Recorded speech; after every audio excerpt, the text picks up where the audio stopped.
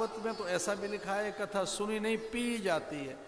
पेयम पेयम श्रवण पुटके रामा नामाभिरामम ध्येयम ध्येयम सतत मनसा तारकम ब्रह्म स्वरूपम। कथा सुनी नहीं पी जाती है, तो कानों को वैसा बनाओ कि हम कथा पान कर रहे हैं।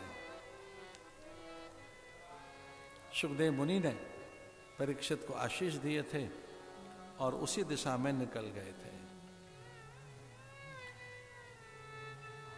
एक बार एक शिष्य ने अपने गुरु के आगे दीपक जलाकर पूछा, नया चेला था।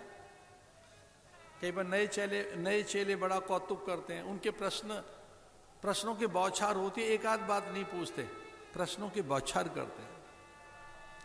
नया चेला था, नया शिष्य था, गुरुजी के आगे दीपक जलाकर पूछने लगा कि महाराज जी ये क्या है? तो उन्होंने कहा भाई ये दीपक जल गया, इसमें प्रकाश है। दीपक है, दीपक जल गया, इसमें प्रकाश है। ज्योत आ गई। चेले ने ज्योत बुझा दी, दीपक को बुझा दिया फूंक मारकर, और कहने लगा महाराज ये अब कहाँ गई? तो गुरु ने कहा था जहां से आई थी वहीं गई।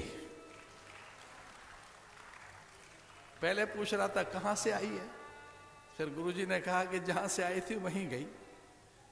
वो अनंत है भैया। अग्नि बोलते ज्ञानान्न मुक्ति। अब गुरु के पास आएंगे, सत्संग में आएंगे, ज्ञानाग्नि प्रकट होगी। ज्ञानांजन शलाकया केवलम ज्ञान मूर्ति।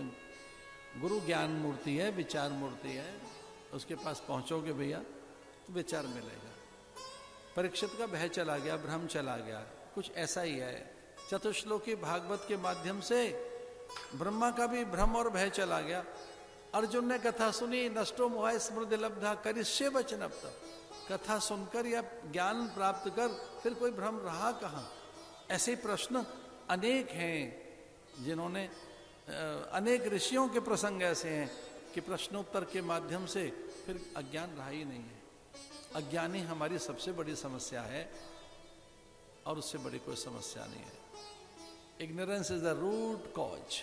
बस यही एक है जो मूल जड़ है दुख की, व्यथा की, बाधाओं की, समस्याओं की, भ्रम भय की, संशय की, विकलता और व्याकुलताओं की, या कि सारे अभाव जीवन में जितने भी दर्द हैं अज्ञानता के कारण हैं। और गुरु इस पर प्रहार करता है, सत्संग इस पर प्रहार करता है। निरंतर करते रहना महाराज। ये भागवत अनंत है।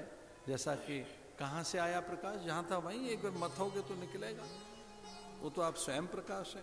इसलिए प्रार्थना करते रहिए कि हम असत्य से सत्य की ओर चलें, अंधकार से प्रकाश की ओर चलें, मृत्यु से अमृत की ओर चलें। विशुद्ध ज्ञान देहाय त्रिवेदी दिव्य चक्षुषे श्रेय प्राप्त निमित्ताय नमः सौमार्द धारणे।